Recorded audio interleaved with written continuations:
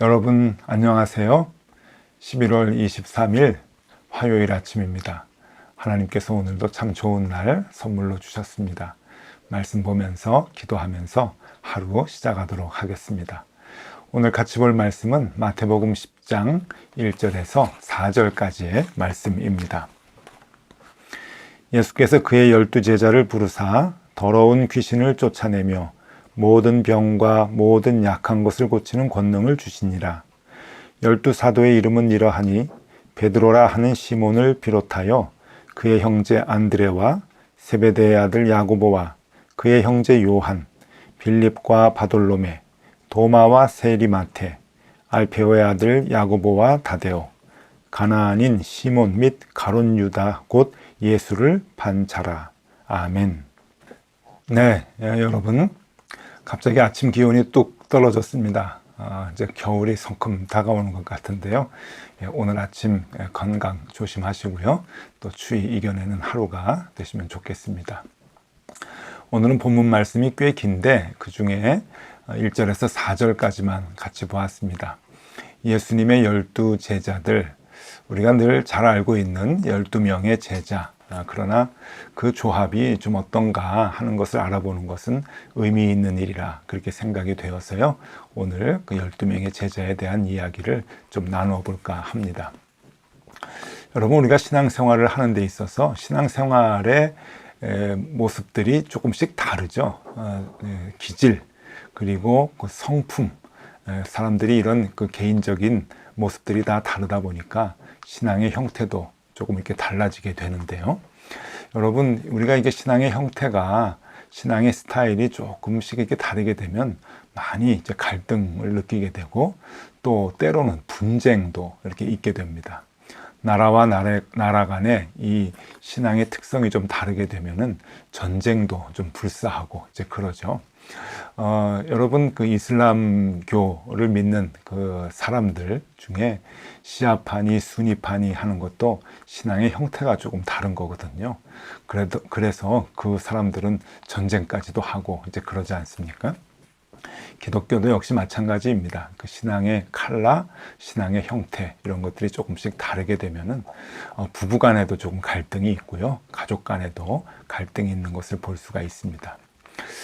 이 신앙의 여러 가지 형태를 얘기해 주는 책이 한 권 있는데 여러분 좀 소개해 드리고자 합니다. 게리 토마스라고 하는 분이 있어요. 이 게리 토마스라고 하는 분이 책을 썼습니다. 영성에도 색깔이 있다라고 하는 그 책인데 여러분 이 책이 색깔이 참 예쁘죠. 영성에도 색이 있다라고 하는 그 제목과 같이 그 책의 표지도 여러 가지 색깔로 예쁘게 잘 이렇게 써주고 있는데 여기에 보면은 하나님과 친밀함으로 이끄는 9가지 영성 기질이라고 하는 것을 소개해 주고 있습니다. 그래서 하나님을 믿는 그 신앙의 스타일이 한 9가지가 있다라고 얘기를 하는데요. 눈에 띄는 것 5가지만 좀 소개해 드리면은요, 이렇습니다. 전통주의 영성이 있고요. 박애주의 영성, 열정주의 영성, 묵상주의 영성, 그리고 지성주의 영성입니다. 간단하게 설명을 드리면은 이 전통주의는 어려서 자기가 예배를 드렸던 그 친숙한 예배, 그리고 보수적인 그런 그 예배 형태, 그 예배를 드릴 때 하나님과 가까이 가는 느낌을 갖는다라고 하는 이제 그러한 그 영성이고요. 박애주의 영성은 이웃을 사랑하는 겁니다. 그러니까 교회가 구제를 하고 그리스도인들이 약한 자를 도울 때 그때 참된 그리스도인이 된다. 신앙인의 모습을 갖추게 된다라고 주장을 하는 것이죠. 이게 박애주의 영성이고요. 열정주의 영성은 성령의 충만함으로 늘 감정적으로, 감성적으로 뜨거운 마음이 있을 때 하나님과 가까워진다고 하는 겁니다. 그래서 소리를 크게 내서 기도도 하고요. 찬송도 손을 들고 크게 찬송을 하면서 하나님께 가까이 나가기를 바라는 그러한 형태의 신앙, 영성을 얘기하고 있죠. 그리고 묵상주의 영성은 말 그대로 침묵 가운데 하나님과 가까워지는 것을 찾는 그러한 형태의 영성을 묵상주의 영성이라 그렇게 얘기를 하고요. 또 지성주의 영성은 감정에 치우치는 신앙은 굉장히 위험하다. 이성적으로 우리가 바르게 판단하고 생각을 하고 신앙의 길을 걸어가야 된다라고 이렇게 생각을 하는 사람들의 영성입니다. 이렇듯 여러분, 이렇게 크게 한 5가지를 보면은요, 우리가 갖고 있는 그 영성들이 좀 다를 수가 있습니다. 사람마다 달라요. 그래서 나와 비슷하지 않으면 조금 그 잘못된 신앙이다라고 생각하는 경우도 있고요. 나하고 조금 비슷하지 않으면은 저것은 다른 것이 아니라 틀린 것이다라고 생각을 하는 경우가 있습니다. 교회들마다 분쟁이 많이 있고 교인들마다도 또 싸움이 있을 때가 있는데 대부분 그것을 보면은요, 이런 그 영성의 차이에서 오는 경우가 많이 있죠.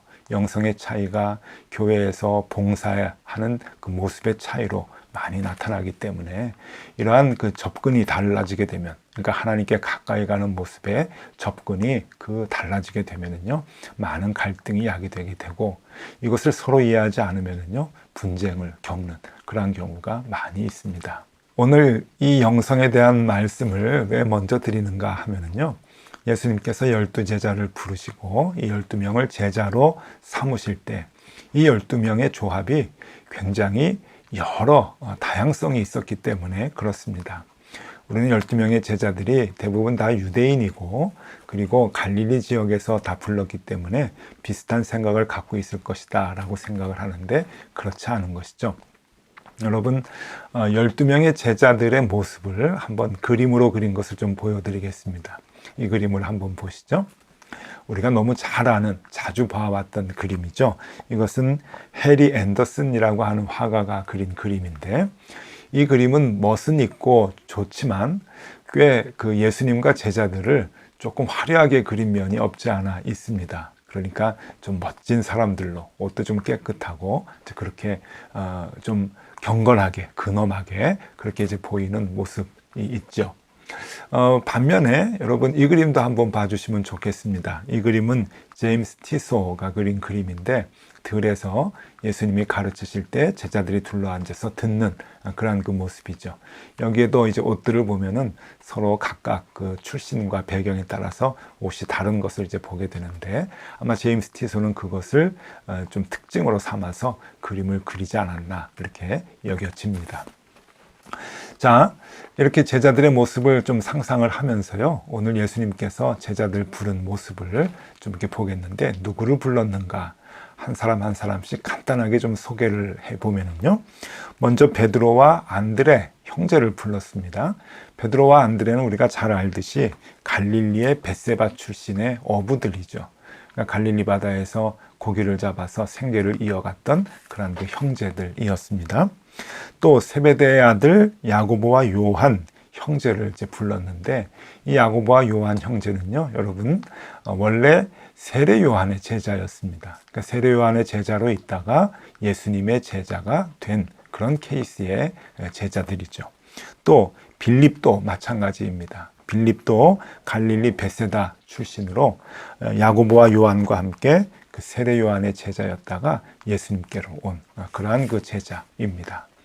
또 바돌로메라고 나오는데요, 나다나엘이라고도 부르기도 하죠. 이 바돌로메도 갈릴리 베세다 출신의 어부였습니다. 어부들이 조금 많기는 합니다. 자, 도마도 역시 갈릴리 출신이었고요. 또 이제 마태는 우리가 잘 알죠. 세리 출신입니다. 세리였고 공부를 좀 많이 했고, 그리고 그 당시에 썼던 여러 가지 언어들, 히브리어, 아람어, 그리고 헬라어, 로마어, 이런 언어들을 다 이제 쓸 줄 알았던 이제 그러한 사람이 바로 이제 마태였습니다. 그러니까 돈이 좀 많았고, 또 세리였고, 그리고 학식도 좀 많았고, 글을 쓸 줄 알았던 그러한 사람이 바로 마태였다라고 하는 것이고요. 또 여기에 보니까 알페오의 아들 야고보와 다데오라고 이제 형제들이 또 있는데, 이 알페오의 아들 야고보와 다데오에 대해서는 성경에 이렇게 특정한 기록이 되어 있지는 않습니다. 그래서 어떻게 부름을 받았는지 또 어떤 사람들이었는가 자세하게 알 수는 없는 그런 그 제자들이죠. 또 시몬이 나옵니다. 이 시몬은 이제 가나안인인데 이 시몬은 열심당원입니다. 어부 출신이 아니라 열심당원으로 정말 왕성하게 활동을 했던, 열심당원은 그 무력을 써서라도 로마를 이제 무찌르고 하나님의 나라를 이루어야 된다라고 하는 그러한 그 신앙의 형태를 갖고 있었던 매우 과격한 그런 그 형태의 신앙인들입니다. 이 시몬이 그 열심당원이었고요. 그 다음에 가룟 유다가 마지막으로 나오죠. 이 가룟 유다는 남쪽 지역의 사람입니다. 대부분의 제자들이 다 북쪽 갈릴리 지역의 사람인 반면에 이 가룟 유다만 이제 남쪽 유다 지역의 사람이었죠. 그래서 이렇게 12명이 예수님의 제자가 되어서 예수님과 한솥밥을 먹고 이제 예수님과 함께 동고동락을 하게 됩니다. 그런데 여러분, 언뜻 보면은 별 차이가 없는 사람들 같이 보입니다. 아까 그림에서도 그냥 쭉 서 있고 또 쭉 빙 둘러 앉아 있으면 다 비슷비슷한 좋은 친구들, 좋은 사람들 같이 이렇게 여겨지지만 이 12명의 이 조합이라고 하는 것은 굉장히 함께 다니기가 힘든 그런 그 조합입니다. 자, 한번 좀 살펴보면은요, 예수님의 12제자들의 특징입니다. 한 3가지로 볼 수가 있는데 여러분 한번 깊이 생각해 보시면 좋을 것 같습니다. 첫 번째는요, 부자와 가난한 자가 함께 있었다라고 하는 겁니다. 그러니까 갈릴리 호숫가에서 고기를 잡는 사람들은 대부분 가난한 사람들이었지만 마태와 같은 사람은 여러분 많은 사람들의 돈을 착취해서 부를 축적했던 그런 그 사람들이고, 또 많은 학식을 갖고 있어서 무식한 사람들하고 같이 섞이기가 쉽지 않았던 그런 존재였죠. 그러니까 이 부자와 가난한 자가 함께 있었다고 하는 것, 이것은 매우 어려운 일이었는데 지금 제자들은 그 일을 지금 감당하고 있는 겁니다. 자, 두 번째 특징은 북쪽 사람과 남쪽 사람이 함께 있었다라고 하는 겁니다. 여러분, 이 유대 땅은, 이 이스라엘 지역은 지역 감정이 굉장히 컸죠. 북쪽과 남쪽. 남쪽 사람들은 북쪽 사람을 개와 돼지 취급을 했습니다. 함께 자리에서 먹지도 않는 그런 그 취급을 했죠. 그렇기 때문에 북쪽 사람은 늘 분노가 가득했습니다. 남쪽 유대 지역에 있는 사람들에게 적대심을 갖고 있었죠. 늘 물과 기름같이 섞이지 못하는 그러한 북쪽과 남쪽 사람들이었는데 지금 함께 예수님의 제자가 되어서 생활하고 있다라고 하는 겁니다. 굉장히 독특한 특징을 갖고 있는 조합이죠. 마지막으로 3번째는요, 여러분, 열심당원과 세리가 함께 있었다라고 하는 겁니다. 이것도 굉장히 중요하죠. 왜냐하면 열심당원들이 무력을 가지고 죽여야 할 첫 번째 사람들은 바로 세리였기 때문에 그렇습니다. 로마를 무력으로 무찌르고 그리고 유대 땅에서 내보내야 한다고, 그것을 위해서는 어떠한 그 무력도 쓸 수 있어야 된다, 폭력도 쓸 수 있어야 된다, 가능하다라고 생각하는 사람들이 이 열심당원입니다. 그래서 테러도 자행하고 게릴라전도 계획하는 그러한 그 사람들이었죠. 하나님의 이름으로. 그런데 그 사람들이 제일 먼저 제거해야 될 사람은 로마의 앞잡이였던 세리였습니다. 그런데 여기 지금 시몬이 열심당원이었고 그리고 마태는 세리였죠. 그러니까 시몬은 마태를 죽여야 하는 그러한 그 관계였습니다. 그런데 지금 열심당원과 세리가 예수님의 제자로 함께 있었다라고 하는 것은 매우 중요한 이야기를 우리에게 해주고 있습니다.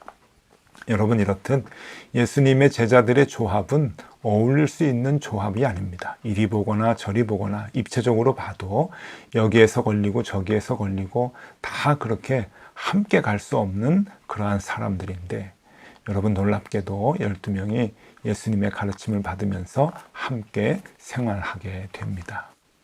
여러분, 예수님이 함께 계시면 우리는 어떠한 사람으로 변화가 돼야 됩니까? 우리도 다 제자라고 생각하고 예수님을 쫓아가는데 그 예수님의 가르침에 의해서 예수님과 함께 있으면 우리는 어떤 변화를 얻을 수 있는가?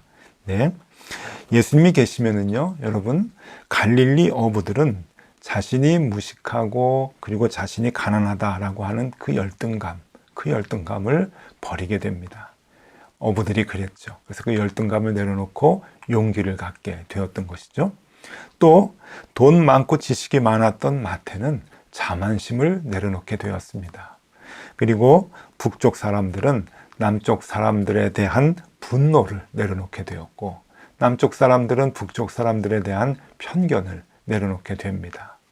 또 세리 마태는 돈과 탐욕과 이기심을 내려놓게 되었고요. 또 열심당원은 칼과 폭력과 증오와 원한을 그렇게 내려놓게 되었습니다. 무엇 때문인가요? 예수님이 함께 계시니까, 예수님이 우리 마음 가운데 계시니까, 우리 가운데 계시니까 그러한 그 모든 잘못된 마음들을 내려놓을 수 있게 되고 그들은 하나가 될 수 있었던 것이죠. 오늘 이 예수님의 12제자의 조합은 우리에게 많은 것을 얘기해 줍니다. 여러분, 우리도 기질이 다 다르죠. 성격이 다 다릅니다. 정치적인 성향도 다르고요. 관심도 다릅니다. 살아왔던 배경도 다르고 지역도 다릅니다. 그런데 여러분, 그것 때문에 신앙이 갈린다고 한다면 우리는 신앙생활 잘못하고 있는 것이고 예수님 잘못 믿고 있는 것이죠. 예수님이 우리와 함께 계신다고 한다면 이렇게 함께 갈 수 없었던 12제자가 한 공동체가 되었듯이 우리도 그런 마음을 가질 수 있어야 됩니다. 열등감은 다 내려놓고 그리고 자만심도 다 버리고 분노와 그리고 편견 다 사라지고 또 탐욕과 이기심 내려놓고 그리고 폭력과 증오와 원한 이런 것들 다 버릴 수 있게 되는 것이죠. 그래서 결국 주님 때문에 우리는 하나가 될 수가 있습니다. 주님은 우리에게 그것을 가르쳐 주시는 거죠. 제자들은 그래서 하나가 될 수 있었던 것이고 그렇게 하나가 될 수 있는 그 마음에서 비로소 약한 자들을 세우고 병자들을 그리고 고칠 수 있는 힘을, 영적인 힘을 갖게 된다고 하는 것입니다. 오늘 말씀에 보면은요, 1절 말씀입니다. 예수께서 그의 12제자를 부르사 더러운 귀신을 쫓아내며 모든 병과 모든 약한 것을 고치는 권능을 주시니라. 네, 우리가 이렇게 서로 하나가 되어서 한 마음이 되어서 예수를 쫓는다라고 하는 그 마음이 있을 때 우리에게는 무한한 능력이 있게 되는 것이죠. 여러분, 반대로 우리가 하나가 되지 못하고 우리의 옛 마음, 옛 기질 그것을 그대로 갖고 예수님을 쫓겠다라고 생각을 한다고 한다면 내 마음이 옳고 다른 사람들은 다 잘못됐다라고 하는 그 편견과 이기심을 가지고 우리가 주님을 쫓는다고 한다면 우린 주님께서 주시는 이 능력을 갖지 못할 것입니다. 발휘하지 못할 것입니다. 오늘 이 제자들의 모습을 보면서 여러분 우리가 예수님을 쫓는 제자들이 어떻게 따라가야 될 것인가 하는 것을 같이 생각해 보면 좋겠습니다. 오늘은 이것 하나 생각하면 좋겠습니다.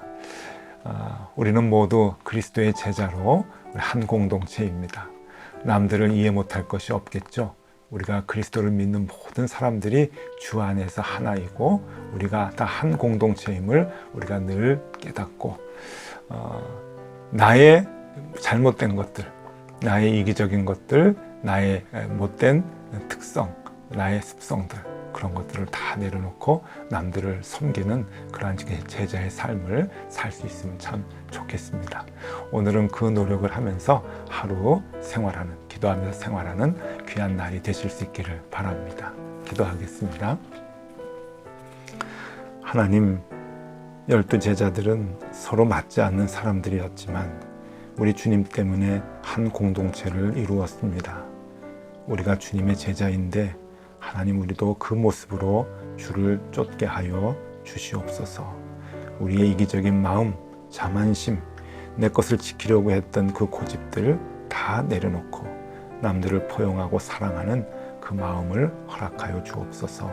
예수님의 이름으로 기도드리옵나이다. 아멘. 네, 함께 기도하시겠습니다.